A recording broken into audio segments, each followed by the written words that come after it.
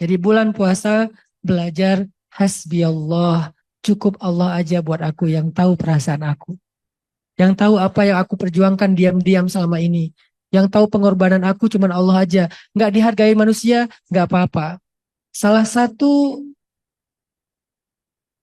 latihan di dalam madrasah Ramadan itu adalah latihan mental. Saya pengen ngajak kita Ramadan kali ini bikin program bagaimana meriset kembali kesehatan mental kita dengan terapi dan juga training Ramadan atau latihan-latihan Ramadan. Gimana cara kita ngeriset kesehatan mental kita yang mungkin selama ini tanpa sadar mulai teracuni dengan berbagai macam hal, kita detox kembali mental kita. Kita detox kembali pikiran dari overthinking, kita detox kembali nafsu kita dari ambisi yang berlebihan, kita detox kembali hati kita dari dosa-dosa kecil yang menumpuk. Karena dosa kecil itu secara langsung atau tidak langsung sebetulnya juga berpengaruh kepada kesehatan mental seseorang. Nggak bisa enggak. Kita detox kembali diri kita dari kebisingan-kebisingan yang selama ini cukup mengganggu kita. Sehingga Ramadan itu bisa menjadi sebuah proses kita mendetoks racun-racun di dalam diri kita, sekaligus juga meriset kembali mental dan juga spiritual kita. Jadi bukan hanya ibadahnya, tapi ibadah itu punya meaning. Karena kalau ibadah nggak dimaknai, maka ibadah kita itu adalah ibadah syariat, belum menjadi ibadah hakikat. Baru ibadah fikih, belum menjadi sebuah hikmah. Kalau ibadah itu tidak ada meaningnya, tidak ada maknanya. Sedangkan di dalam surat Al-Baqarah 183 tadi, Allah tuh udah ngasih tahu kita meaning dari ibadah puasa itu. Apa meaning dari siyam yang Allah telah wajibkan kepada kita dan orang sebelum kita? Taqwa, la'allakum tattaqun. Sehingga Ramadan dengan rangkaian siyamnya, dengan rangkaian ibadah-ibadah di dalamnya, adalah sebuah madrasah untuk mendapatkan hakikat dari makna-makna takwa. Dan saya coba terjemahkan takwa dalam konteks kekitaan yang lebih relate dalam daily life-nya kita. Bagaimana cara kita bertakwa? Artinya bertakwa itu menjaga diri. Karena takwa itu dari asal kata apa? Wiko ya, yaitu artinya menjaga diri. Bagaimana cara kita menjaga diri, menjaga kesehatan mental kita, menjaga kesehatan pikiran mindset kita, menjaga kesehatan hati dan spiritual kita di bulan Ramadan. Sehingga nanti setelah lulus 30 training, 30 hari training Ramadan, harusnya kita udah menjadi orang yang la'allakum tattaqun. Di mana Allah berjanji kepada mereka, wa may yattaqillaha yaj'al lahu makhraja, wa may yattaqillaha yaj'al lahu min amrihi yusra, wa may yattaqillaha yukaffir anhu sayyi'atihi wa yu'zim lahu ajra. Banyak janji-janji Allah untuk orang yang bertakwa. Nah, apa kira-kira training ataupun riset yang bisa kita lakukan di bulan Ramadan? Saya ingin ngajak kita untuk belajar dua hal aja. Ada dua spiritual riset atau spiritual detox yang bisa kita lakukan untuk kesehatan mental, hati, dan juga jiwa kita di bulan Ramadan. Yang pertama, saya pengen ngajak kalian untuk membuat program selama Ramadan ini kita belajar kurangi distraksi. Belajar mengurangi distraksi. Artinya apa? Pertama, saya pengen kita belajar puasa scrolling. Puasa apa? Scrolling sosmed. Jadi puasa Ramadan itu kalau boleh supaya meaning takwanya lebih konkret. Kita bukan hanya berpuasa dari haus dan lapar atau berpuasa dari hubungan suami istri, walaupun semua itu tadinya halal, tapi kita juga berpuasa dari hal-hal yang mendistraksi pikiran dan juga hati kita.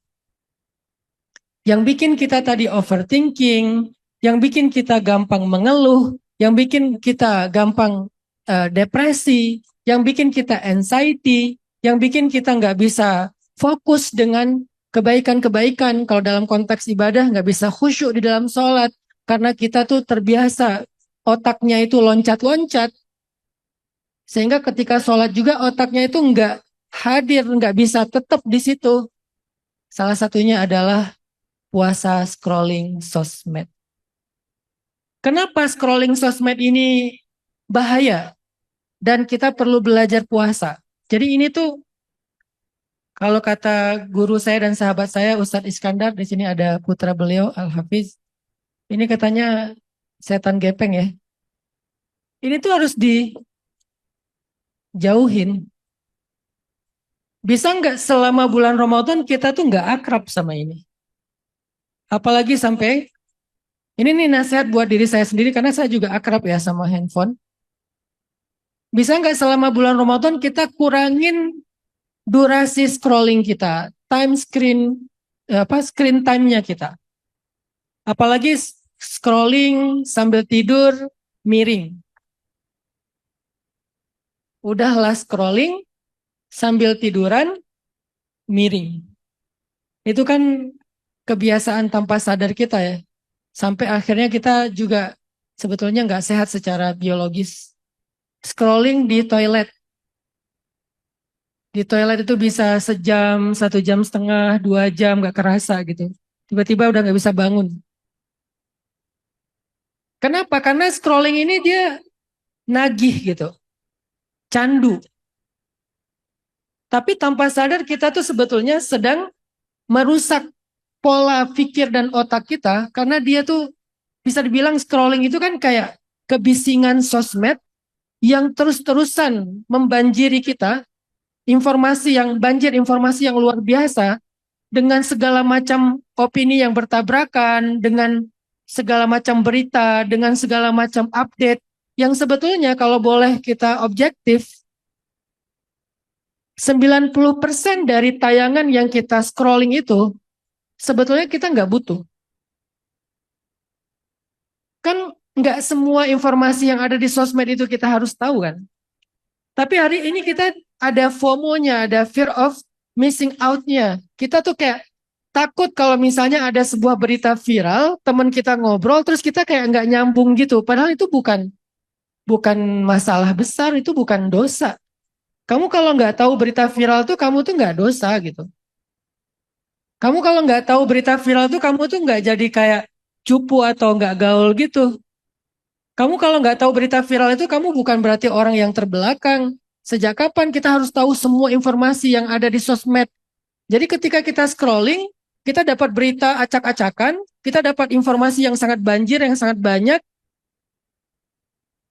Dari satu tayangan ke tayangan yang lain, sehingga kita terbiasa loncat, bukan hanya mata, tapi juga pikiran kita loncat-loncat. Akhirnya kita kayak overload dengan informasi yang bahkan sebetulnya 90%-nya kita nggak butuh sebetulnya. Itu nggak memperbaiki kehidupan kita. Kalau kita nggak tahu juga nggak akan merusak kehidupan kita. Justru semakin overload dengan informasi yang kita nggak butuhkan itu, kita nggak sempat untuk belajar analytical thinking loh.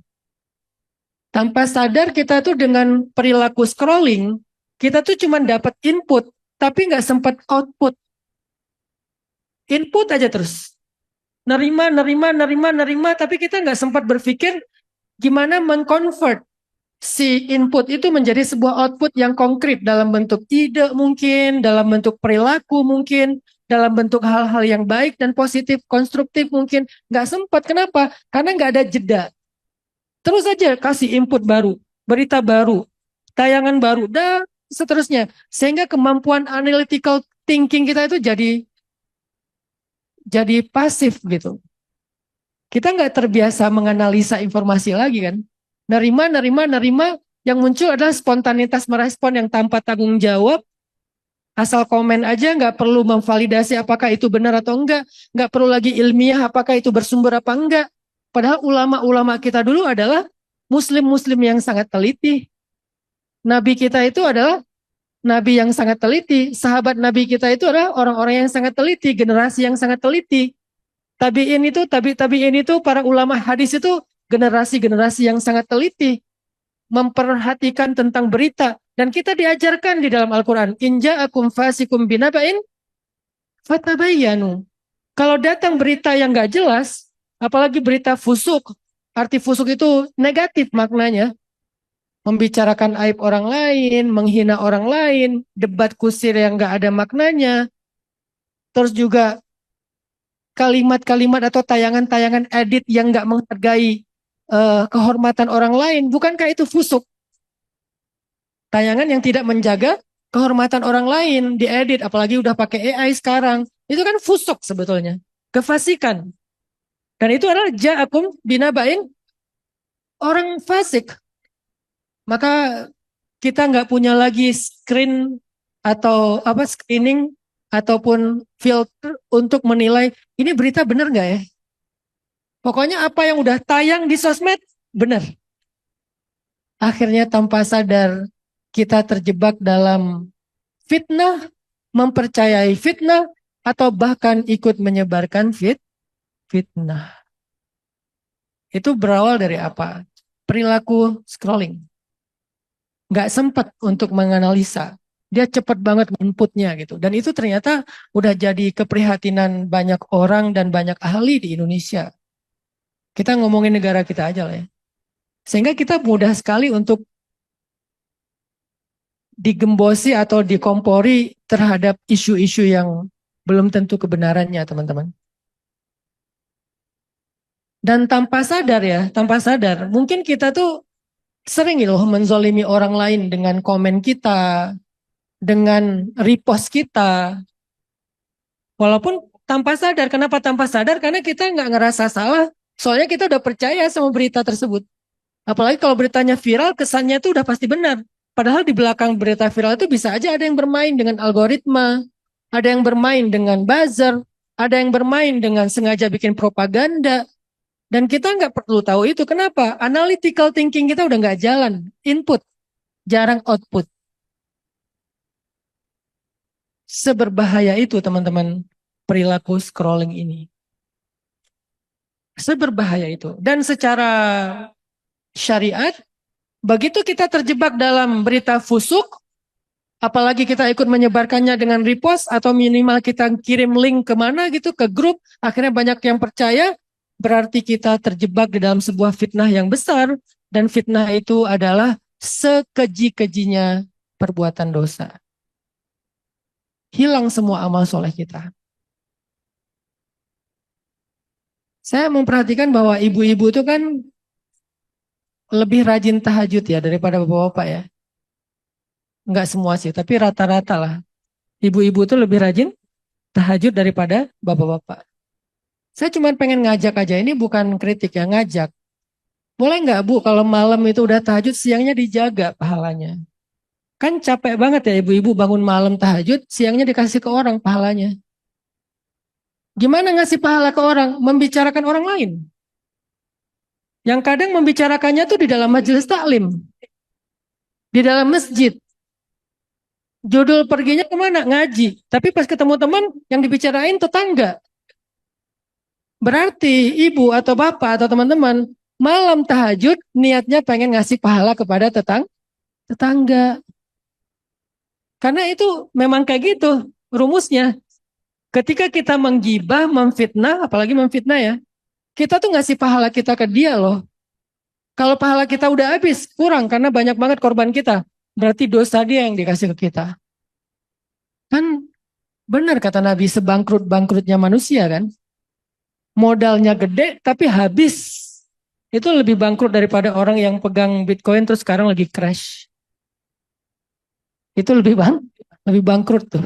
Kenapa? Karena tuh nol, bukan nol lagi, minus loh. Gara-gara apa kok bisa minus? Gara-gara kebiasaan gampang sekali menyebarkan berita bohong. Dan itu pernah terjadi kepada para sahabat di surat An-Nur. Korbannya nggak jauh-jauh keluarga Nabi tercinta, Sayyidah Aisyah. Berarti kan memang kenapa kok terjadi kepada orang solih, para sahabat? Karena ini saking mudahnya kita tergelincir dalam berita bohong. Sampai sahabat ahli masjid loh, bukan orang munafik. Innalladzina ja'u bil ifki usbatum minkum. Yang membawa ifkun, apa itu ifkun? Hoax, berita bohong. Yang membawa ifkun, artinya membawa di sini itu yang menyebarkan. Karena yang membuat bukan kaum muslimin. Yang membuatnya itu orang munafik, yang tadi saya bilang ada orang di belakang sebuah berita, tapi kaum muslimin yang menyebarkan. Nggak mungkin lah kaum muslimin bikin berita Sayyidah Aisyah itu selingkuh atau berzina, itu nggak mungkin. Nggak kepikiran lah di dalam pikiran para sahabat itu nggak mungkin. Tapi mereka yang salahnya tuh bukan di membuat berita, menyebarkan berita. Ja'abi itu kan artinya membawa. Jadi bukan membuat, tapi membawa. Dia membawa itu kayak saya ketemu dengan di sini misalnya sahabat saya ada Ustadz Wasil. Saya ketemu Ustadz Wasil, Ustadz, udah tahu belum? Ada berita viral. Apa Ustadz? Itu katanya istri Nabi selingkuh sama Sofwan. Ah masa sih? Ya Ustadz dengar dari mana? Dari teman saya dari teman saya. Karena Ustadz Wasil percaya sama saya, nggak mungkin saya bohong. Percaya dong beliau. Akhirnya beliau sampaikan kepada temannya lagi, temannya dan seterusnya. Sesama kaum muslimin. Kan kita nggak pernah curiga kepada sesama kita. Nggak mungkin lah kita berbohong kan? Tapi asal muasalnya sebetulnya orang munafik sih. Itu tuh bahayanya sosmed. Di zaman Nabi aja belum ada sosmed berbentuk digital kayak sekarang. Mereka udah terjebak di dalam hoax, ifkun mubin. Watahsabunahu hayyinan. Dan mereka nganggap itu hayyin, sepele gitu. Remeh. Kita kan nganggap repost itu remeh, komen itu remeh. Apalagi views itu remeh. Apalagi ngirim link itu remeh. Watahsabunahu hayyinan. Padahal wahuwa indallah ya azim. Padahal di sisi Allah itu dosa yang sangat besar. Karena sangat merugikan orang lain. Dan hari ini jangan sampai ya kita sebagai Gen Z, karena saya percaya banget Gen Z ini harusnya dia lebih hati-hati, lebih teliti, nggak jur'ah apa ya, jur'ah tuh sembrono ya. Dia nggak sembrono, dia lebih hati-hati dalam berperilaku gitu. Jangan sampai Indonesia di zaman kalian, yaitu zaman Gen Z, itu mudah diprovokasi dengan ifkun mubin, berita hoax. Gara-gara udah terlanjur viral. Dan kita nggak punya lagi kemampuan menganalisa. Allah sendiri nyuruh kita, fatabayyanu, cari tahu dulu yang jelas. Artinya analisa dulu, benar nggak? Kalau nggak benar ya udah, tutup dengan iltamis li akhika alfa uzrin. Carilah untuk saudaramu 1000 alasan. Karena saya tahu lah ya, ada beberapa orang ya, atau beberapa kelompok orang yang suka nunggu-nunggu berita viral, terus dimanfaatin karena piduitan, jadi duit itu. Kalian tahu kan yang kayak gitu-gitu kan? Ada kan? Ya nggak usah disebut lah, tapi ada lah. Tapi adanya banyak. Dia tuh nunggu berita viral, begitu ada potensi viral, apalagi mengenai para public figure, dia tuh kesannya tuh kayak membela gitu, kayak bersimpatik gitu, kayak ikut apa misalnya bersuara. Tapi sebetulnya dia tuh lagi ngebidik orang yang sebetulnya belum jelas juga untuk diperas gitu. Dan itu terjadi. Dan saya pernah mengenal seorang sahabat dan orang dekat saya yang hampir jadi korban kayak gitu. Benar-benar diperas. Ini mau kita turunin kan nih beritanya atau kita ramein. Jadi dia bagi-bagi tugas. Ada yang tugasnya bikin berita. Lalu setelah beritanya muncul, nanti ada yang tugasnya masukin ke sosmed dengan mereview berita. Teman-teman, netizen udah tahu belum berita ini? Baca, kan beritanya udah dibikin. Akhirnya dia review kan beritanya seolah-olah bukan dari dia kan, dari si berita yang udah muncul itu kan di digital. Ini ada berita nih gini gini gini. Nanti begitu dia udah ramein viral di sosmed, nanti ada lagi tim yang bagian nyisirnya apa ya, angkatan daratnya lah, yang mungkin demo, yang apa, itu ada yang kayak gitu-gitu. Dan kita sebagai masyarakat biasa yang nggak tahu apa-apa, dan nggak ada kepentingan apa-apa, seringkali justru dimanfaatkan untuk meramaikan ifkun mubin, hoax. Padahal itu semua nggak ada hubungannya dengan dapur kita. Kalau mau ngomongin agak kepentingan ya, nggak ada hubungannya dengan dapur kita. Kita tetap lapar, kita tetap nggak punya kerjaan, kita tetap nggak boleh masuk rumah, diusir sama istri. Kita tetap aja bingung nih besok mau makan apa. Nggak ada hubungannya. Artinya teman-teman, 90% berita dan tayangan yang kita saksikan di sosmed, jangan-jangan emang kita nggak butuh. Kita cuma overload aja dengan input-input informasi tadi. Berawal dari mana? Berawal dari perilaku scrolling sosmed. Ini belum lagi dampaknya secara neurologi ya, atau secara otak dan apa brain kita ya, pikiran kita. Karena kata para peneliti, orang yang punya perilaku scrolling secara ekstrim, dia akan akan sulit untuk fokus dan sulit sekali untuk bisa apa namanya bertahan dalam satu hal.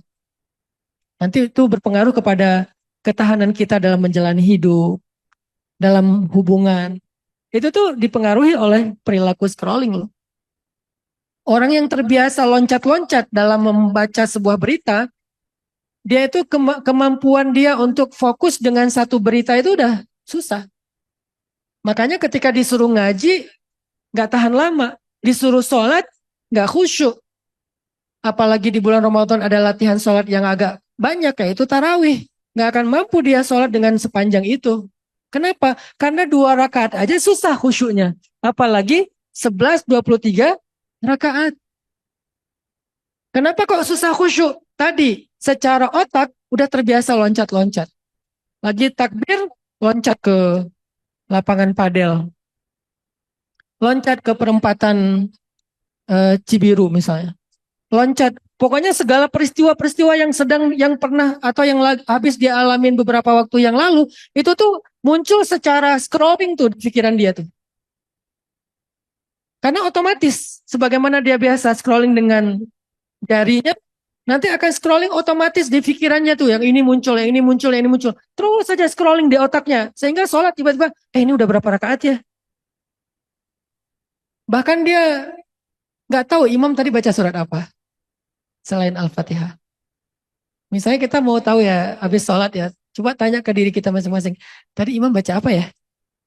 Kalau seringnya nggak ngeh imam baca apa, berarti otak kita lagi surfing, lagi keliling-keliling, lagi scrolling. Itu gara-gara kebiasaan surfing dan scrolling di sosmed. Scrolling di shortnya YouTube, TikTok, IG. Banyak informasi yang kita nggak butuh tapi kita input diri kita. Belajar puasa scrolling sosmed. Kurangin. Namanya juga lagi puasa. Dulu mungkin sebelum ada sosmed kita masih bisa memilih informasi kan dengan channel TV kan. Bapak-bapak berita, cewek-cewek mungkin masak atau hiburan gitu. Anak-anak kartun, itu kan masing-masing ada channelnya tuh. Dulu kita bisa milih. Sekarang nggak milih loh. Dewasa, perempuan, laki-laki, anak-anak, campur semuanya. Bahkan dengan judul anak-anak tapi isinya dewasa juga. Akhirnya kan nggak bisa diseleksi lagi. Dan itu berpengaruhnya lebih bahaya lagi tuh kepada perilaku menyimpang. Dan itu berawal dari apa? Scrolling. Jadi kita coba kalau nggak butuh ya jangan dibuka lah. Yang butuh-butuh aja baru dibuka. Kalau nggak butuh taruh gini. Taruhnya jangan gini, nanti muncul notifikasi. Gini aja. Makin jarang kita sentuh dia, makin sehat mental kita. Makin nggak bisa lepas dari dia, kemana-mana pasti kita bawa, makin sakit mental kita. Emang penyakit sih ini. Tapi nggak bisa lepas karena realitasnya kita butuh kan. Dompet kita ada di sini misalnya. Hubungan kita dalam kerjaan juga ada di sini. Silaturahim juga ada di sini. Itu sisi positifnya lah. Jadi nggak bilang tutup sama sekali selama bulan Ramadan gadget free, enggak lah. Ramadan bukan gadget free month atau gadget free day misalnya, tapi kurangin scrolling aja. Karena itu benar-benar nggak butuh sih. Kalau chat, misalnya masuk WA atau Telegram atau apapun lah aplikasi kalian, saya nggak endorse ya. Ada masuk teks gitu ya. Ya udah kita baca karena emang kita butuh kan. Tapi seringnya apa coba teman-teman? Awalnya kan buka WA kan. Pas buka WA itu juga sebetulnya bukanya tuh bukan karena ada notifikasi. Ya iseng aja siapa tahu ada gitu kan ya. Nggak karena butuh sebetulnya. Emang otomatis aja udah buka WA. Oh nggak ada. Pas nggak ada di WA, kemana? Sosmed pasti. Karena kalau udah dibuka jarang ditutup lagi. Begitu dibuka kita tuh nggak mudah untuk nutup. Beda sama aku Al-Quran. Bukanya susah, nutupnya gampang. Al-Quran tuh bukanya susah banget gitu. Kalau nggak kena musibah mau kiamat baru susah buka Al-Quran tuh. Tapi nutupnya cepat. Baru satu ayat, udahlah. Kalau nutupnya karena murojaah keren sih. Ini nutupnya bukan karena murojaah. Sedangkan ini bukanya gampang, nutupnya susah. Begitu nggak ada WA masuk, pindah ke sosmed. Sosmed apalagi orang kita juga postingannya bukan seorang influencer kan jarang posting juga ya. Udah scrolling lah. Bulan puasa ini menurut saya salah satu kebutuhan meriset mental dan spiritual kita itu adalah belajar puasa scrolling sosmed. Karena scrolling salah satu distraksi yang membahayakan kesehatan mental, pikiran, dan pada akhirnya jiwa dan spiritual kita. Jarang kan ada tausiah kayak gini kan. Tausiah ngomongin scrolling. Karena segmentasi dakwah saya Gen Z, Gen milenial. Jadi saya ngomongin realitas Gen Z, Gen milenial aja. Termasuk saya sendiri. Saya nggak mau tausiah fikih karena saya bukan ahlinya. Ada alim ulama yang ahli. Saya tausiah kehidupan anak muda saja karena itu saya fokusnya di situ. Tapi harus konkret. Saya nggak mau tausiah hanya untuk menghibur. Karena saya bukan stand up komedian ya. Jadi saya nggak jago lah. Nggak bisa bikin setup dulu nanti jadi apa, punchline apa. Pernah sih latihan tapi gagal. Jadi kayaknya udahlah be yourself aja. Saya ada yang mau dengar mangga nggak juga nggak apa-apa karena nggak penting-penting amat juga sih nasihat saya. Apalagi nih maaf ya agak ke distract dikit ya. Tolong jangan kagumin saya, please. Jangan kagumin saya. Saya bukan idola, apalagi ibu-ibu ya. Tolong ngelihat saya tuh jangan kayak ngelihat setan ya. Banyak loh, itu cewek-cewek atau ibu-ibu ngelihat tuh, Senanan, emang saya setan apa kaget? Biasa aja lah, orang saya juga bukan siapa-siapa, nggak penting juga, nggak soleh juga, bukan yang maksum seperti kata Kang Edwin tadi kan. Jadi nggak perlulah kalian kagumi saya, nggak layak sama sekali. Kalau kalian mau dengar nasihat saya dalam bentuk quotes, silakan. Nggak juga nggak penting juga. Kalian dengar aja Gus Baha, kalian dengar aja ulama-ulama. Tapi kalau sampai mengagumi itu kayaknya janganlah, apalagi cewek-cewek. Maaf ya kalau saya punya ini sendiri agak strict ya. Saya nggak mau foto sama perempuan kalau nggak ada laki-lakinya. Bukan sok suci, tapi saya nggak pengen kalau orang dakwah itu jangan diperlakukan kayak artis gitu. Perlakukanlah ya sewajarnya dakwah aja. Saya nggak pengen jadi artis. Gitu. Jadi balik lagi ke tema, udahlah kita kalau mau scroll tapi Ustaz kalau kita nggak tahu berita kan kita nanti ketinggalan. Ketinggalan apa? Ketinggalan bus. Nggak penting juga kalau kita ngikutin semua berita. Kamu nggak akan rugi kalau nggak tahu semua berita. Tapi kan kita harus peduli. Nah, nih sebentar ya. Saya bedain apa bedanya peduli sama candu informasi. Apa bedanya candu informasi sama peduli? Kalau candu informasi itu tuh input, butuh input terus. Sedangkan kalau peduli, begitu dapat input, kalian analisa kemudian jadi output. Itu namanya peduli. Ketika kalian dapat input banyak berita, apa output dalam kehidupan kalian yang sifatnya konstruktif dan positif? Kalau nggak ada, berarti namanya candu informasi, bukan peduli namanya. Ini kan kita jadi tahu ternyata di luar sana begini, begini, begini. Oke, bagus. Tapi setelah tahu, what next? Kan cuma tahu doang, atau memperbaiki diri kalian, memperbaiki keluarga kalian. Jadi ada sesuatu yang konstruktif dalam kehidupan kalian. Misalnya kayak gara-gara tahu, apa namanya tuh, Epstein ya? Epstein Files misalnya.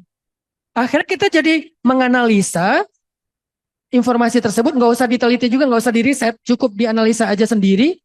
Lalu kita jadikan outputnya apa?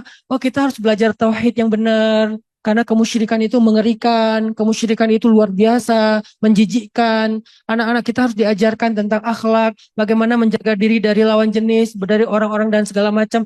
Itu kan output namanya kan? Itu namanya peduli. Tapi kalau Epstein Files itu cuman input, input, input, input sampai lebih dari kenyang, sampai begah. Apa begah informasi teh? Kan kalau kebanyakan makan minum sampai begah gitu ya. Sampai kalian apa? Kembung dengan informasi, itu namanya bukan lagi peduli teman-teman. Itu namanya candu informasi. Dan itu perilaku negatif efek dari scrolling loh. Sangat berbeda. Karena begitu kalian peduli, otomatis inputnya harus ditahan dulu dong. Karena ini lagi dianalisa kan. Misalnya ada berita tentang kriminal terjadi di jembatan Kiara Condong. Malam-malam ada bawa sajam. Cukup tahu aja atau jadi sebuah output misalnya. Oh, outputnya berarti lebih hati-hati. Oh, outputnya jangan keluar malam sendiri dan segala macam. Cukup tahu aja atau kita jadikan output. Kalau tahu aja terus kayak lewat lagi berita berikutnya, lewat lagi berita berikutnya. Apalagi kalau beritanya susah di-outputkan. Gosip artis, apa outputnya? Susah. Ada Ustadz jaga suami misalnya. Ya boleh lah. Tapi kayaknya jaga suami nggak perlu gosip juga aja harus dijaga kan.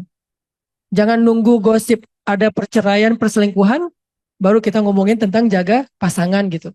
Kayaknya nggak butuh tunggu berita kayak gitu deh untuk jaga pasangan. Dan menjaga pasangan kan bukan dengan kecurigaan pasang apa misalnya eh, pelacak gitu ya dia kemana. Jaga pasangan itu kan dengan sama-sama memperbaiki komunikasi dan ketakwaan.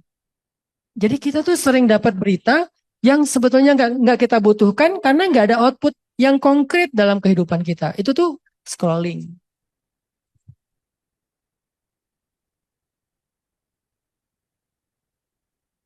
Terus yang kedua, makna dari kurangin distraksi adalah puasa drama.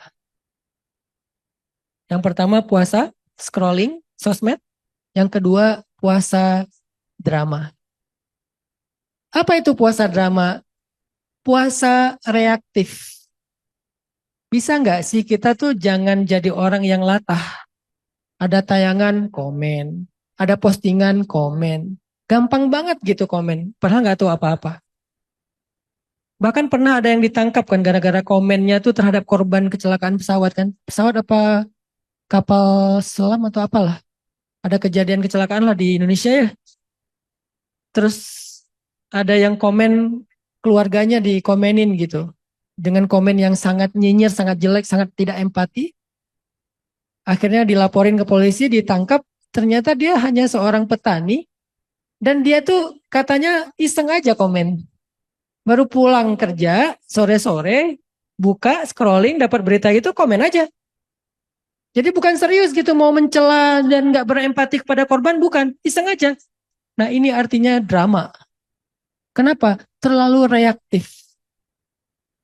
Mudah sekali ikut campur urusan orang. Atau dramanya bereaksi terhadap komen orang gitu. Ada yang komen dikit, ada yang bicarain kita dikit, di grup gak nyaman dikit, kita langsung bereaksi luar biasa gitu reaksinya. Langsung kayak bahkan sampai playing victim. Jangan gitu. Kurangin drama, apalagi kita cowok ya. Cowok itu kan sangat sedikit drama kan. Kalau cowok masih drama kayak menurut saya kurang maskulin sih.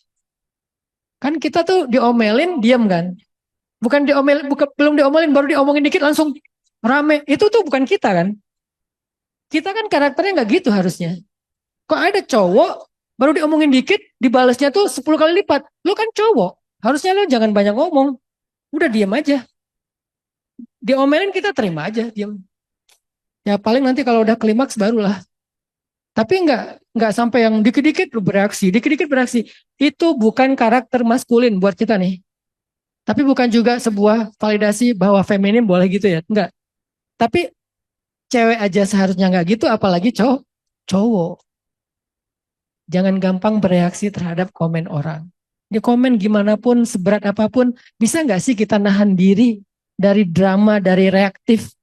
Itu yang disebut dengan imsak kan, menahan diri kan. Karena as-saum huwal imsak. Puasa itu adalah imsak. Arti imsak itu menahan diri. Kalau kita nggak bisa nahan diri, berarti kita belum berpuasa secara meaning. Salah satu di antara bentuk nahan diri dalam muamalah sosial media itu, yang nanti berdampak dalam muamalah keseharian kita yang konkret juga, menahan diri dari bereaksi terhadap omongan orang. Diomongin temen, kadang-kadang bukan diomongin, salah ngomong, udah bereaksi. Kadang-kadang bereaksinya tuh over, lebih daripada yang seharusnya. Ibaratnya kegores ujung jari, perbannya sampai ke sini. Kenapa bisa kayak gitu? Tadi terbiasa ekspresif. Nggak boleh disenggol dikit pun gitu. Emang kamu suci banget ya, nggak boleh disenggol ya. Kenapa sih kita gampang kerasa sangat sakit? Karena kita berdirinya tinggi. Kalian kalau pengen nggak gampang sakit, jangan berdiri di tempat yang tinggi-tinggi amat. Jatuhnya sakit. Coba berdiri di lantai, jatuhnya nggak akan sakit. Nggak akan cedera juga. Jadi selama ini kenapa kita gampang sakit hati, gampang banget kayak marah, ngerasa nggak pantas dikata-katain kayak gitu, karena kita berdirinya tuh tinggi banget di langit. Begitu jatuh kita langsung hancur. Tapi kalau kita berdirinya gini, udah mau direndahin gimana lagi? Ini udah paling rendah nih tempatnya. Udah nggak bisa direndahin lagi kan? Karena kita berdirinya udah di tanah gitu. Gimana mau direndahin lagi? Jadi ketika kita diomongin, kayaknya itu masih pantas sih. Karena saya lebih rendah dari yang dia omongin sama dia. Ya udahlah, easy going jadinya. Tapi begitu kalian berdiri di atas meja ini atau di atas kursi ini, direndahin segini, kalian merasa jatuh. Cara biar nggak gampang drama itu adalah belajar rendah hati. Artinya belajarlah berdiri di tempat yang rendah. Kita nih sebetulnya banyak aib, banyak dosa, banyak salah. Yang orang omongin itu cuma sebagian kecil lah. Kalau menurut kita nggak benar, ya sudah orang saya nggak gitu kok. Ya udah kan Allah yang maha tahu kan. Yang menilai Allah kan bukan manusia. Ya udahlah. Nah menahan ini nih yang disebut dengan puasa nih. Menahan drama atau reaksi itu yang disebut dengan meaningnya puasa. Dan itu sifat apa Ustadz? Itu dalam Al-Quran disebut dengan sifat hayyin. Hayyin itu artinya tenang, tidak mudah terpancing. Itu namanya hayyin. Dan kata Nabi, ada 4 sifat ahli surga. Kalau kita punya 4-empatnya, pasti masuk surga. Dan 4-empatnya bukan ibadah, akhlak semuanya. Hayyin, layyin, qaribin, sahlin. Salah satunya hayyin. Apa itu hayyin? Hayyin itu gak gampang kepancing. Gak gampang kepancing dalam rumah tangga. Gak gampang kepancing dalam bertetangga. Gak gampang kepancing dalam bersahabat. Apalagi gak gampang kepancing dalam sosial media. Itu hayyin. Dan ternyata yang lebih dahsyat lagi, hayyin itu adalah hamba kesukaan Allah. Allah tuh sayang banget sama orang yang hayyin. Apa dalilnya? Surat Al-Furqan ayat 63. Wa ibadur rahman. Apa arti ibadur rahman? Hamba kesayangan Allah. Walaupun secara terjemah banyak yang menerjemahkan hamba Allah yang maha penyayang. Maksudnya apa sih hamba Allah yang maha penyayang? Kenapa enggak wa ibadullah aja gitu? Artinya ini kesayangan gitu. Ibadur rahman itu terjemahan yang lebih tafsirnya, bukan terjemahan bahasanya, tapi tafsirnya, ibadur rahman itu adalah hamba kesayangan Allah. Kalau kita pengen jadi kesayangan Allah, disayang banget sama Allah, apa ciri-ciri ibadur rahman? Alladzina yamshuna 'alal ardi hauna. Apa arti haunan? Wa idza khatabahumul jahiluna qalu salama. Haunan itu tenang, gak gampang kepancing. Apa buktinya? Wa idza khatabahumul jahilun. Kalau orang-orang jahil, jahil itu artinya toksik. Khatabahum, membicarakan mereka, memperolok-olok mereka, menghina mereka, mengkomen head speech kepada mereka. Qalu salama. Mereka gak ikut-ikutan. Salaman itu kan kayak pamit kan. Salam, salam, udah pergi. Arti salaman itu kalau di surat Al-Muzammil itu wahjurhum hajran jamila. Tinggalkan mereka baik-baik. Jangan diladenin. Abaikan aja. Masalahnya kan gregetan ya. Nah, puasa itu ngelawan gregetannya tuh. Yang justru hakikat dari puasa itu. Gimana nggak gregetan kita diomongin, kita dikata-katain misalnya. Tapi kan lagi nahan, lagi puasa. Nah, puasa drama, puasa bereaksi atau reaktif itu adalah puasanya hamba-hamba kesayangan Allah. Sehingga nggak gampang kepancing karena klakson. Apalagi di lampu merah. Biasanya kan di belakang suka nggak sabar kan. Belum hijau sih. Cuman yang di seberang sana udah hijau kan, udah merah kan. Biasanya kan ada jeda beberapa detik tuh. Habis merah baru hijau kan. Tito, tito. Itu kan sebagai orang yang di jalan kan kita gregetan kan. Apalagi sama yang nggak disiplin, yang nggak tertib. Sekarang udah sering tuh saya lihat di perempatan Buah Batu tuh karena saya tinggal di situ. Itu orang nunggu lampu hijaunya itu udah ngambil jalan orang kan. Yang di Soekarno-Hatta tuh pada nyebrang ke sana. Jadi nggak mau nunggu di jalan dia nyebrang, nunggu di sebelah sana. Udah banyak kan perilaku kayak gitu. Itu kalau ada orang Jepang datang ke kita tuh malu banget nggak sih? Jepang katanya nggak kenal agama. Kita katanya ada adab Al-Quran, hadis, sunnah Nabi luar biasa. Tapi yang kaum musliminnya kok gitu ya ganggu jalan orang ya gitu. Semoga yang di sini nggak pernah kayak gitu. Kalau pernah semoga Ramadan ini udah nggak gitu lagi lah. Kalau lewatin garis ya mungkin pernah lah ya. Saya juga pernah kalau ngelewatin garis. Kalau sampai nyebrang saya nggak. Kalau nyelewatin garis saya akui lah saya masih kadang melanggar lah. Tapi itu dulu. Sejak saya sering ke Jepang saya taubat lah. Jadi saya sadar hijrahnya tuh gara-gara Jepang bukan gara-gara fikihnya. Karena di sana tuh jam 3 pagi pejalan kaki. Kan ada lampu merah pejalan kaki, lampu hijaunya tuh. Lagi lampu merah pejalan kaki. Nggak ada mobil. Ditungguin sama dia. Dingin-dingin. -2. Jam 3 pagi nggak ada mobil, nggak ada orang, gelap. Tapi pejalan kakinya lampu merah. Ditungguin sama dia. Sampai lampu hijau baru jalan. Ini robot atau manusia?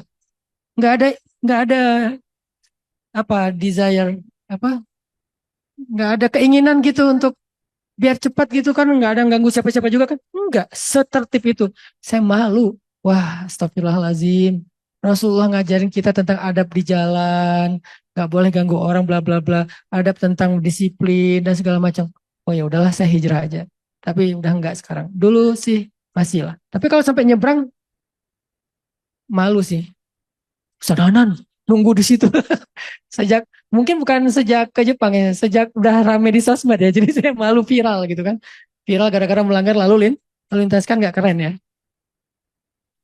ini namanya reaktif teman-teman jangan gampang bereaksi hari ini kita prihatin ya banyak banget yang berantem di jalan itu gara-gara apa udah nggak ada lagi haunan kan udah nggak tenang kan gampang kepancing apalagi kepada orang yang menurut dia lebih lemah gitu perempuan. Kemarin tuh kakek-kakek kan yang sempat saya story juga tuh. Kakek-kakek dipukulin hanya gara-gara negur. Kalaupun salah kan kakek-kakek. Kamu kalau mau tarung mending sama timnya Kang Edwin aja lah udah di ring gitu. Kan terhormat ya kalah juga ya. Bonyok juga terhormat kalau di ring mah. Tapi kalau mukul kakek-kakek menang hina. Mukul cewek menang hina. Jadi mukul nenek-nenek menang hina gitu. Atau bahkan mukul sesama cowok kalau dia emang bukan orang yang mungkin sepadan dengan kita ya apa sih gitu. Ada yang bawa alat senjata tajam, ada yang bawa ini, ada yang pakai nodongin senjata api. Kenapa? Kepancing.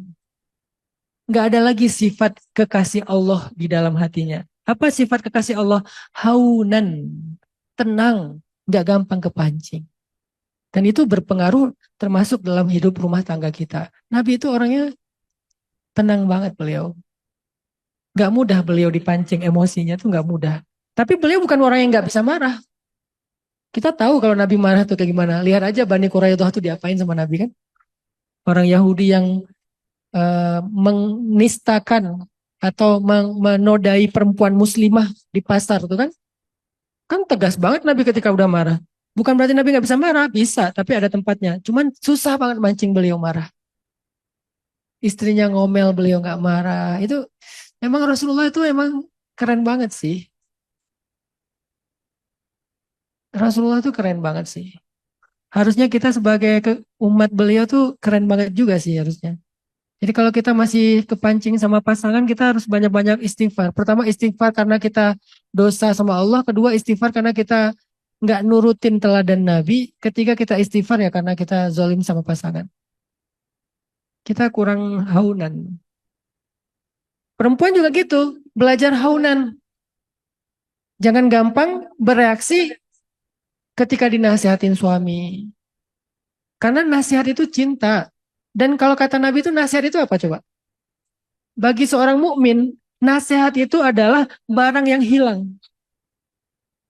Kita pernah kan hilang barang yang berharga, misalnya hilang dompet, isinya kartu segala macam. Terus tiba-tiba ada yang nemuin dompet kalian, terus dibalikin. Gimana reaksi kalian ketika nerima dompet dibalikin? Seneng kan? Ada yang marah-marah nggak? Enggak. Loh kok kamu balikin dompet saya diterima? Kamu ketemu? Nggak ada yang kayak gitu kan? Pasti, oh makasih ya Kang dibalikin, alhamdulillah. Pas diperiksa ternyata masih utuh, nggak ada satupun yang hilang. Lebih bahagia lagi.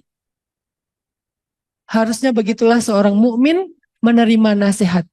Analoginya kayak orang nemu barang hilang. Tapi nyatanya kita dinasehatin kayak nemu apa ya? Kayak nemu musuh gitu. Dinasehatin, wah musuh gua nih. Sampai yang nasehatin orang tua aja tersinggung.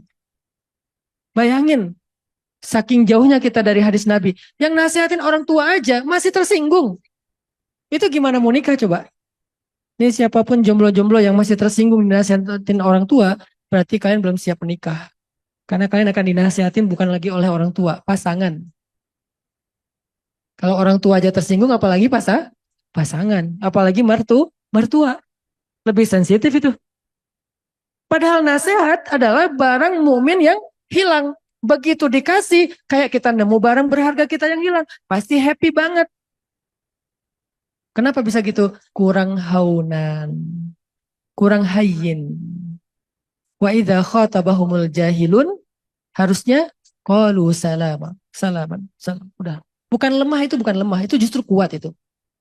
Karena orang yang lemah itu justru yang diperbudak oleh hawa nafsu. Kan Nabi pernah mengatakan, siapakah orang yang kuat? Bukan yang jago gulat kan kata Nabi. Orang yang kuat itu bukan yang bisa berantem. Tapi orang yang kuat itu adalah orang yang bisa menguasai amarahnya. Itu orang yang kuat. Makanya kalau teman-teman perhatikan orang yang udah jago tarung kan biasanya nggak gampang kepancing kan. Yang gampang kepancing tuh kan yang baru belajar sehari dua hari kan. Biasanya kan langsung flexing kan. Yang udah sabuknya udah tinggi-tinggi tuh biasanya senyum-senyum aja dia. Dia nggak gampang lagi. Karena dia tahu kalau dia kepancing nanti bahaya. Apalagi atlet lah. Atlet tarung tuh kan nggak mau dia berantem di jalan. Karena kalau dia berantem di jalan kemungkinan cuma dua. Kalau dia pasti menang sih. Kalau dia menang tuh kemungkinan dua. Antara masuk penjara sama dia diskor atau bahkan dikeluarkan dari atletnya. Nggak bisa tanding lagi. Ya dia mikir gitu.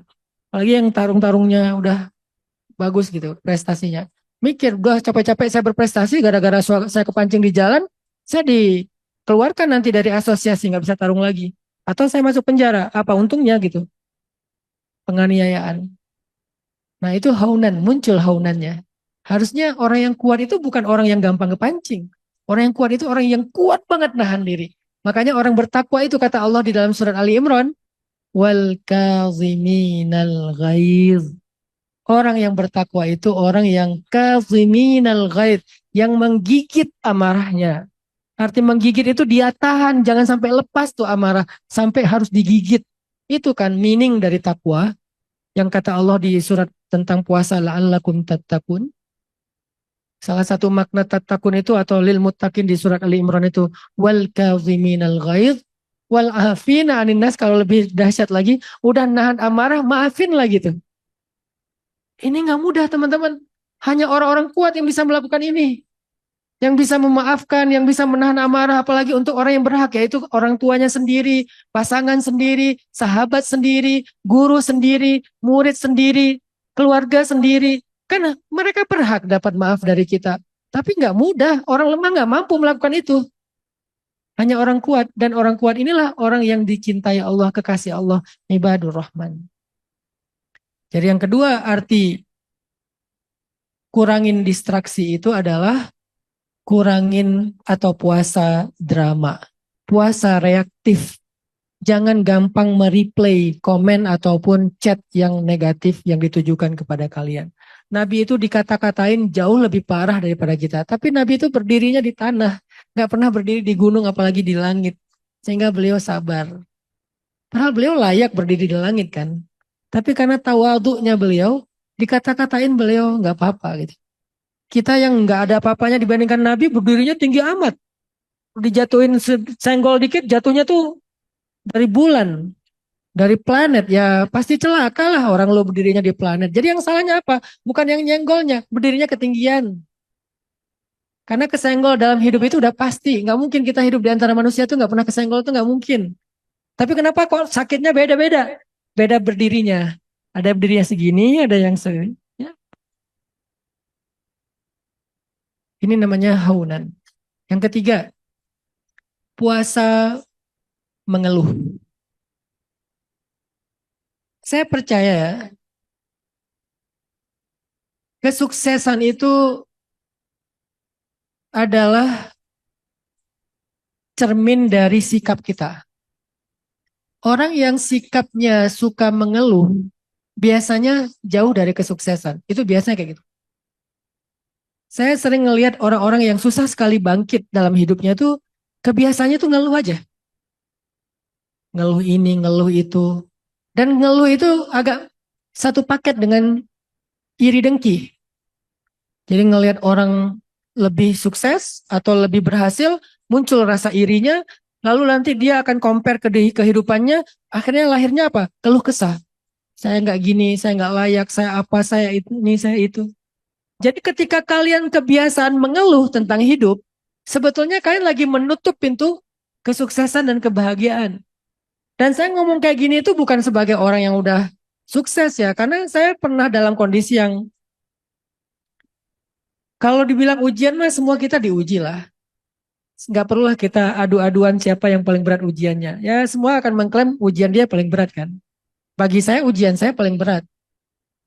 Dan ketika saya cerita ke teman-teman saya atau ke murid-murid saya beberapa orang yang dekat untuk jadi nasihat dan pelajaran, mereka banyak yang geleng-geleng kepala. Ustaz pernah ngalamin itu, Ustaz pernah ngalamin itu. Pernah sih, ya agak lumayan lah. Tapi ketika ngalamin itu saya ngeluh nggak? Nggak pernah. Alhamdulillah saya bukan tipe orang yang gampang mengeluh. Nggak tahu ya, mungkin karena saya dari kecilnya udah fakir, bukan miskin ya, fakir ya. Jadi udah terbiasa susah, jadi nggak susah itu nggak dikeluhkan lagi gitu. Mungkin karena terbiasa susah, jadi nggak dikeluhkan lagi kesusahan. Ya itu mental juga karena hidup ya, pengalaman hidup. Akhirnya terbiasanya apa? Optimis. Karena optimis seringkali terjadi miracle. Nah, bulan puasa harusnya kita belajar untuk tidak mengeluh. Kenapa? Kita lagi belajar untuk rasa sakit kan. Sakitnya lapar, sakitnya haus, sakitnya apa misalnya kurang tidur karena malam kita qiyam, kita tarawih, kita harus bangun sahur. Itu kan nggak nyaman gitu. Bulan Ramadan itu nggak senyaman di luar Ramadan. Jadi ada banyak alasan buat kita ngeluh. Aduh lapar nih, aduh haus nih, aduh lemes nih. Kan bulan Ramadan itu ada alasan buat gitu. Tapi kita kan lagi dilatih kan. Sehingga itu jadi madrasah buat kita jangan gampang ngeluh dalam hidup. Kamu lapar udah nggak usah ngeluh. Niatin aja ibadah. Haus niatin aja ibadah. Kurang tidur niatin aja ibadah. Jangan dianggap sebagai hukuman atau bencana gimana. Niatin aja ibadah sambil ikhtiar aja terus. Jadi orang di bulan puasa itu lagi dilatih sakit gitu. Kalau dia kuat dengan rasa sakit, dia akan siap untuk tertempa untuk mendapatkan syarat kesuksesan. Nah, tahu nggak kenapa orang gampang mengeluh? Salah satu penyakit yang membuat orang gampang mengeluh itu adalah suka membanding-bandingkan. Apalagi kalau kalian membandingkan diri kalian dengan yang namanya fake standar. Apa itu fake standar? Standar palsu. Di mana standar palsu itu? Di sosmed. Gara-gara scrolling tadi, kalian nemu nih cerita orang lagi jalan-jalan kemana, lagi kerja by remote di mana. Dia kerja tapi dia di Bali. Dia jalan-jalan Kapadokia, it's my dream. Dia happy-happyan beli mobil supercar atau sport car. Dia ini, dia itu, dia ini, dia itu. Kan akhirnya kita jadi ngebandingin diri kita. Aduh, saya nggak gitu. Ada yang menampilkan keharmonisan dan romantisme pasangan. Waduh, pasangan saya nggak gitu. Enak ya kalau pasangannya kayak gitu. Bentar. Yang kalian tonton itu nggak real loh. Kenapa saya bilang nggak real? Itu editan. Cuman 15 sampai 30 detik. Bukan the whole of his life. Bukan kehidupan dia yang 100% yang 24 jam 7 hari dalam seminggu. Bukan 15 detik doang. Lagi ngapain? Lagi makan bareng. Padahal sebelumnya mereka ribut loh itu. Jadi mereka habis ribut, cekcok seminggu. Akhirnya istilahnya makan bareng di sebuah restoran yang mungkin nyaman, estetik. Bikinlah konten berdua. Atau jangan-jangan yang lebih parah lagi, ada loh yang bikin konten itu senyum, beres di kontenin, beres di videoin, langsung berubah tuh ekspresinya. Dan itu juga banyak. Ini lebih fake lagi nih. Yang tadi aja masih fake, padahal nyata mereka udah islah. Cuman sebelumnya kan ribut. Tapi kita berpikir bahwa yang namanya rumah tangga itu sedamai itu, seromantis itu, nggak ada ribut-ributnya. Ribut juga yang bikin konten itu. Cuman kan nggak mungkin dia kontenin lagi ribut lagi berantem kan, lagi berantem live, nggak mungkin kan lebih demi dapat gift kan, pasti yang di live itu yang asik-asik aja lah.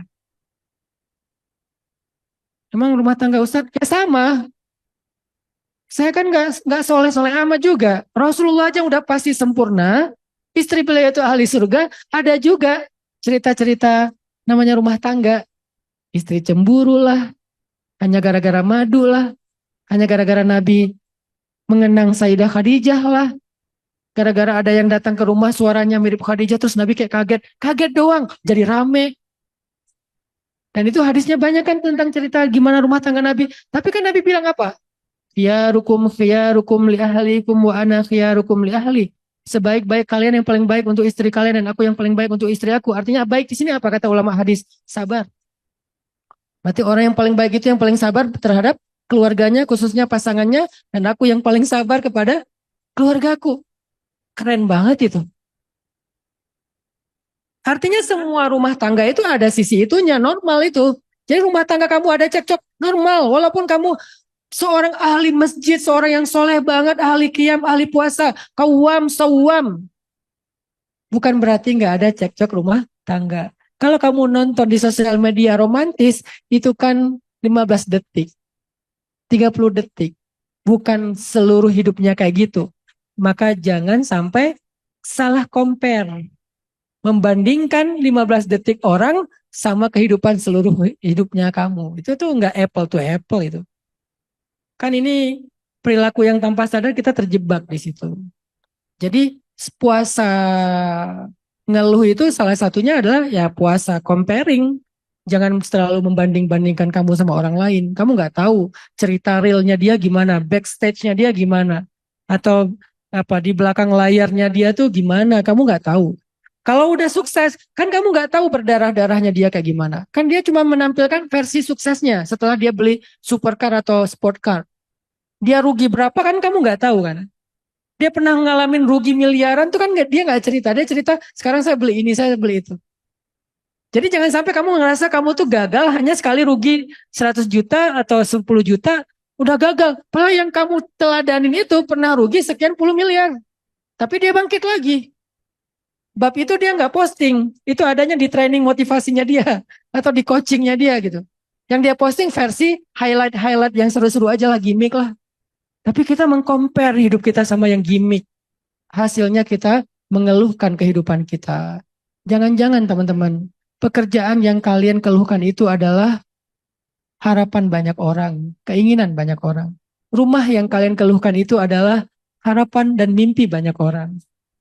Keadaan kesehatan fisik kalian yang kalian keluhkan itu, kok warna kulit saya, kok rambut saya, kok mata saya, itu harapan banyak orang yang nggak punya gitu. Sehingga jangan mengcompare. Puasa ngeluh. Jangan seperti di surat Al-Ma'arij. Halu'a, jazu'a, manu'a. Dan itu salah satu latihannya adalah dengan ibadah termasuk sholat dan puasa. Nah yang terakhir nih. Maksud distraksi itu puasa ngonten. Puasa ngonten. Maksud saya puasa konten ini apa? Beda sama yang ngonten itu sebagai pekerjaan profesional ya. Kalau kalian seorang konten kreator atau marketing, ngonten itu menjadi sebuah amanah dan tanggung jawab kalian, silahkan. Tapi kalau ngontennya sekedar gimmick, tapi jadi kayak main course, jadi menu utama dalam segala aktivitas kalian, belajar janganlah. Kalian kalau lagi pergi ke alam aja. Bisa nggak sih kita ke alam tuh nggak usah sibuk sama ini?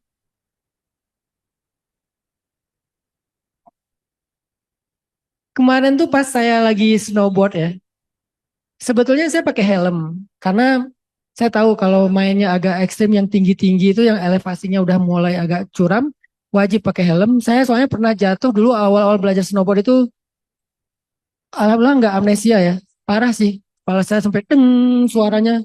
Sejak itu saya tobat langsung pakai helm.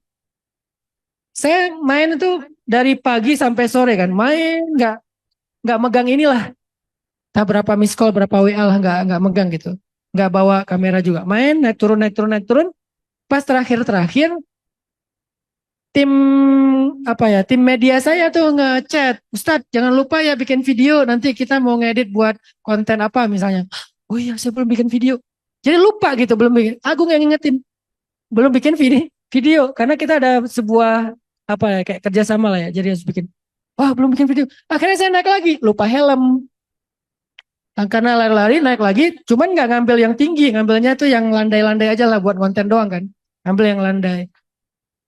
Nah, ini sekalian tabayun lah, ada karena ada yang komen, Ustaz jangan lupa pakai helm. Ya emang lupa sih waktu itu. Tapi udah keburu harus bikin karena udah maghrib kan itu kan maghrib kan. Udah last minute lah, udah sebelum ditutup si snow resortnya, saya bikin cepat-cepat gitu udah sore gitu. Kenapa? Karena menurut saya ini nggak penting. Saya lagi serotonin aja sendiri ya itu mah urusan kamera mah urusan nanti aja gitu. Kalau nggak ada tuntutan dari teman-teman ya nggak akan saya bikin ya udah jalanin aja sendiri. Nah bisa nggak kita pergi ke alam lebih sibuk dengan alamnya daripada ininya. Jangan sampai kita pergi ke sungai ke jembatan. Nih jembatannya nih jembatan nih sarangoeng sarangoeng. Jangan lebih sibuk dengan kalau gimmick aja nggak apa-apa lah ya. Tapi kalau misalnya kalian lebih sibuk dengan ini, berarti kalian selama ini nggak living your life. Tapi kalian adalah seorang content creator. Karena itu beda. Kalian nggak akan bisa diterapi serotonin di alam kalau kalian lebih sibuk ini pas lagi sunset. Sunset nikmatin aja sendiri. Tapi muncul ada rasa bersalah yang keliru menurut saya. Apa rasa bersalahnya? Tapi kan kita harusnya berbagi kalau ada kenikmatan. Bentar. Berarti orang dulu tuh banyak dosa ya, karena dia kenikmatan sunset itu dinikmati sendiri. Gak dosa loh, kalau kalian sunsetnya itu gak di-share tuh gak dosa. Kok kalian dermawan sekali ya? Sunset harus di-share, sunrise harus di-share. Kalau nggak di-share itu nggak dosa loh. Lagi pula ketika kalian share, nggak sebagus aslinya. Jadi ketika ditonton tuh, kecuali pakai kameranya udah canggih ya. Kalau cuma kamera handphone tuh nggak nikmat juga ditonton. Ya udah nikmatin aja. Kalaupun harus, oke lah gimmick ya, kenang-kenangan. Buat saya sih memvideokan momen itu adalah bagian dari cara saya mengenang sejarah masa lalu saya dan keluarga. Jadi nanti saya tuh biasanya gantinya scrolling sosmed, saya lebih sering scrolling folder foto dan video lama keluarga. Jadi kalau lagi kangen sama anak-anak, saya scrollingnya foto dan video mereka ketimbang scrolling sosmed. Jadi ngerekam boleh, tapi tujuannya apa? Buat kenangan aja. Tapi kalau ngerekam kontennya buat dapetin like, komen, dan views, berarti itu namanya instan dopamin. Jebakan instan dopamin. Dan tanpa sadar kita sekarang ada di situ loh. Dopamin kita, self reward kita itu bukan lagi yang real. Harusnya self reward kita itu adalah ngelihat sunrise, sunset. Self reward kita itu adalah makan enak, mindful eating. Tapi kita nggak mindful lagi, makanannya enak. Tapi makannya sambil ngonten, kalau perlu sambil nonton, screen time sambil makan, akhirnya makannya nggak jadi self reward lagi. Self rewardnya apa? Nunggu ada nge-views nggak? Ada yang nge-like nggak postingan kita? Itu namanya instan dopamin, Bapak Ibu. Banyak orang nggak sadar loh. Bahkan sekarang orang-orang tua pun kayak gitu loh. Sampai kakek nenek pun kayak gitu sekarang. Nunggu like dan komen loh. Padahal circle-nya nggak harus gede-gede juga sih.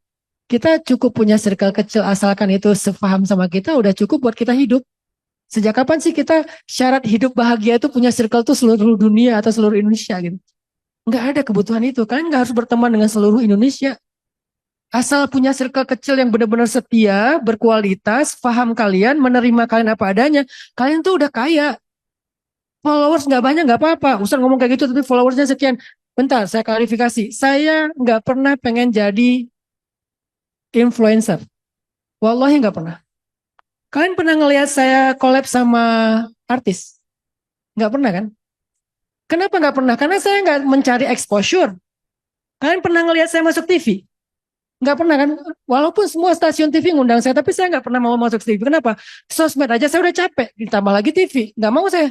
Saya dari dulu tuh menghindari dikenal. Qadarullah, nambah-nambah terus followernya. Padahal saya nggak pengen terkenal. Nah ini mungkin ujian ya. Dan saya nggak pernah bangga dikenal. Malah saya kadang-kadang bilang, kapan ya saya pensiun? Saya kayaknya pengen pensiun deh. Mau saya hadiahkan aja atau saya jual gitu akun saya gitu. Saya mau ke pulau gitu di mana gitu saya hidup sendiri. Tapi kan nanti kayak Nabi Yunus meninggalkan umat. Saya jadi agak bimbang di situ aja sih. Jujurnya saya pengen pensiun dari sosmed. Lebih enak nggak dikenal teman-teman. Jadi buat kalian di sini, kalau ada yang nggak punya sosmed, saya respect lah. Keren kalian. Kalau ada yang nggak punya sosmed ya. Biasanya nggak punya sosmed itu siapa? Bapak-bapak udah kaya, biasanya gitu kan? Bapak-bapak udah kaya, udah sukses banget, dia udah nggak peduli dengan sosmed, paling dia main golf sama teman-temannya. Kalau ada handphone pun handphone jadul, cuma dipakai WA doang, jarang dibuka. Itu biasanya old money sih yang nggak punya sosmed sih. Jadi buat kita yang nggak jelas juga entah money apa, entah old money, entah apa ya. Terus sosmed kita sibuk banget ya. Makanya saya bilang, saya nggak pernah bangga followers banyak atau jadi influencer apa gitu. Nggak, biasa aja. Itu mah bukan kebanggaan. Syuhroh kan. Syuhroh itu bukan kebanggaan. Itu ujian atau juga sebuah amanah. Ya udah amanah jalanin. Makanya saya berkali-kali sekitar akhir-akhir ini saya bilang, tolong ya jangan terlalu mengagumi saya. Karena saya capek dikagumi. Soalnya di Masjid Nabawi nih, saya keluar dari masjid. Udah pakai masker. Kalau saya ngomong mungkin suara ya. Nggak ngomong, pakai masker. Jalannya nunduk. Hah, Ustaz Hanan dikejar rame-rame. Saya bilang, ada Rasulullah, mending kalian kejar Raudhah aja, jangan kejar saya. Saya nggak mau jadi bayang-bayang ketika saya ada di tempat Rasulullah. Kalian lebih ke distract sama saya daripada Raudhah dan Nabawinya. Kasian, jangan ke distract sama saya. Yang lebih parah lagi tawaf. Kan harusnya Ka'bah itu di sisi kiri kita kan. Saya di sisi kanan lagi tawaf nih. Ada jamaah kita. Pas ngeliat saya, Akhirnya dia balik, meninggalkan Ka'bah. Lama-lama saya jadi berhala kalau kayak gini. Astagfirullahaladzim, saya bilang. Kan kalau lagi tawaf nggak boleh pakai masker kan, lagi ihram kan. Akhirnya terpaksa lah nggak pakai masker. Malah ngelihat saya menghadap saya, Bu, kalau menghadap saya dosa, nggak berpahala. Mending ibu menghadap Ka'bah aja gitu. Ka'bah boleh gini, yang nggak boleh di belakangin gitu. Kenapa? Saya bilang, kayaknya ini syuhroh saya udah jadi fitnah nih. Lama-lama saya tinggalin juga nih. Tapi kan saya masih nimbang, apakah saya dosa ya ninggalin itu karena mungkin nyerah gitu atau karena pundung misalnya. Pundungnya bukan pundung apa, pundung karena terlalu digimanain, nggak nyaman. Dan saya respect ya sama Ustazah Halimah dan siapa yang selalu bilang kan jangan direkam, jangan. Udah benar, udah kayak gitu harusnya. Udahlah, nggak usah terlalu berlebih-lebihan. Nanti kalau kalian lihat saya salah, kalian kecewa. Dan saya pasti salah. Orang saya manusia, nggak mungkin nggak salah kan? Pasti salah. Nah, jadi jangan dikontenin semuanya. Jangan cari dopamin dari like orang lain. Kalian kalau posting, posting aja. Jangan ditunggu. Berapa ya sekarang like-nya? Kan kita bukan profesional yang butuh insight itu kan untuk dijual kan. Kecuali kalian profesional, itu penting tuh. Itu jadi jualan itu. Like berapa, views berapa, komen berapa, engagementnya kayak gimana. Karena kita bukan profesional, ya udahlah. Posting-posting aja. Sekedar seru-seruan aja lah. Tapi jangan sampai jadi kebutuhan. Seolah-olah kalau like-nya kurang sedih. Kalau hanya lucu-lucuan, oke lah. Namanya juga lucu-lucuan kan. Oh ya sih itu like gitu. Jangan sampai di absen tapi kok dia belum nge-like ya? Padahal dia follow saya. Sombong. Berarti kalian udah instan dopamin itu. Kalau nunggu ngabsen dan mempengaruhi emosi kalian bahagia dan gak bahagia gara-gara hanya like, itu berarti sudah instan dopamin dan itu bahaya sekali. Belajar puasa konten yang sifatnya instan dopamin. Terus dopamin yang realnya apa? Jalan kaki, baca buku, journaling. Kalau saya olahraga sesuai hobi, nikmatin aja olahraga kalian, endorfin kalian sekaligus dopamin kalian. Itu yang disebut dengan saya kadang-kadang nge-repost. Saya lagi main padel misalnya. Kan saya sebetulnya nggak mau posting ya kalau main padel ya. Tapi karena temennya posting kan nggak enak dong kalau nggak di repost ya. Akhirnya saya, tapi akhir-akhir ini saya nggak mau repost lagi, saya like aja lah. Saya baru tahu juga ternyata kalau diklik sekali bisa nge-like ya. Selama ini saya nggak enak tuh nggak nge-like malah nge-repost doang gitu. Ternyata nggak perlu di-repost juga, di-like juga cukup lah. Saya love-lovein aja, love. Makasih ya, makasih ya, makasih ya. Nggak harus di-repost lagi main padel atau apa. Udah lah mainnya nggak jago, posting pula gitu kan ya. Jago aja nggak boleh, apalagi nggak jago. Nah ini belajar nahan. Karena kalau kita hidup udah mulai konten itu mempengaruhi emosi kita, berarti kalian nggak living your life lagi. Berarti udah ada yang salah dengan mental kalian. Inilah yang dimaksud dengan mengurangi distraksi atau puasa sosmed. Yang kedua, yang terakhir. Madrasah Ramadan kita belajar apa? Belajar berakad dengan Allah saja. Artinya apa? Puasa validasi manusia. Jangan terlalu haus validasi lah. Kalau nggak ada yang paham apa yang kalian rasakan, asalkan Allah paham, belajar merasa cukup. Allah paham kok, Allah tahu kok isi hati saya. Coba amalkan itu. Sariroh. Belajar memperbaiki sariroh. Apa ayat sariroh? Wa asirru qawlakum awijharu bih. Innahu alimun bidatis sudur. Kalian rahasiakan atau kalian tampakkan, Allah tahu isi hati kalian. Jadi kalau nggak ada yang paham perasaan kalian, tapi Allah paham, ya udah kalian merasa hasbunallah cukup. Nggak haus haus banget lah. Kalau ada oke, nggak ada juga nggak bikin kalian nelangsa amat lah. Kenapa? Karena kita udah belajar hasbunallah, cukup bagi saya Allah. Salah satu makna cukup bagi saya Allah itu cukup Allah aja yang tahu, cukup Allah aja yang mengerti. Manusia nggak tahu nggak ngerti, memang mereka serba nggak tahu, serba nggak ngerti, nggak apa-apa juga. Nah bisa nggak kita ada di fase ini? Kalau kita udah di fase ini, kita punya kemandirian emosional. Nggak bergantung sama makhluk. Kalau kita nggak mandiri secara emosional, kita tuh jadi mudzabzabina baina dzalik. Jadi imma'ah. La ilaha ula wa la ilaha ula. Kita gampang terombang-ambing, kita gampang ikut-ikutan. Kenapa? Gak punya kemandirian emosional. Kenapa gak punya kemandirian emosional? Berawal dari haus validasi. Kita butuh sekali empati dari manusia. Kalau orang gak berempati sama kita kayak patah banget gitu. Padahal masih ada yang selalu berempati sama kita. Yang tahu betul keadaan kita. Yang gak pernah ninggalin kita. Wallah, dialah Allah. Selama kita nggak salah, boleh nggak kita merasa cukup hasbi Allah, cukup bagi aku Allah aja. Allah tahu apa yang aku rasakan, Allah tahu apa yang aku pikirkan, Allah tahu niat baik aku. Dia aja yang salah paham. Ya udah hasbi Allah, hasbi Allah, hasbi Allah. Dan itu dilatih dengan bulan puasa. Kenapa? Karena kata Nabi dalam hadis Bukhari Muslim, kullu amali ibni Adam lahu illa saum fa innahu li wa ana ajzi bih. Semua amal manusia itu untuk dia sendiri, kecuali puasa untuk aku. Dan aku yang akan memberikan balasan. Di sini artinya apa?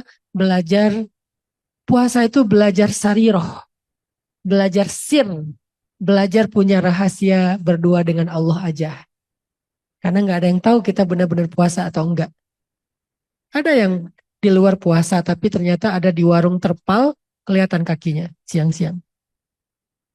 Keluar dari situ, puasa lagi. Padahal baru duduk di warung, terpal yang kakinya kelihatan banyak tuh kakinya. Gak ada yang tahu kita puasa. Kita bisa wudhu sambil, itu kan perilaku kita waktu masih SD kan. Biar gak dimarahin sama emak, puasa. Tapi pas wudhu, segar tuh. Apalagi di tempat saya di Aceh tuh kan airnya tuh segar-segar karena panas kan. Kalau di Bandung mungkin gak panas. Di sana tuh panas banget. Jadi minum itu nikmat sekali. Makanya bulan puasa kita rajin ke masjid. Zuhur, asar. Wudhunya lama banget. Itu isbahul wudhu. Bener-bener isbah. Bukan wudhu biasa, isbagh, menyempurnakan gitu. Saking sempurna, pas berkumur-kumur, nggak keluar semuanya masuk. Nggak ada yang tahu kan? Nah, puasa itu adalah latihan punya rahasia antara kamu dengan Allah aja. Kalau kamu udah bisa menjaga rahasia berduaan dengan Allah, orang lain nggak tahu nggak apa-apa, berarti kamu udah punya kemandirian emosional dan kamu itu sehat banget secara mental. Kalau enggak, kamu masih sangat imma'ah dan muzabzabin. Sangat tergantung sama manusia. Happiness kamu atau apa ya, mungkin uh, sadness-nya kamu atau feeling empty-nya kamu itu tergantung sama manusia.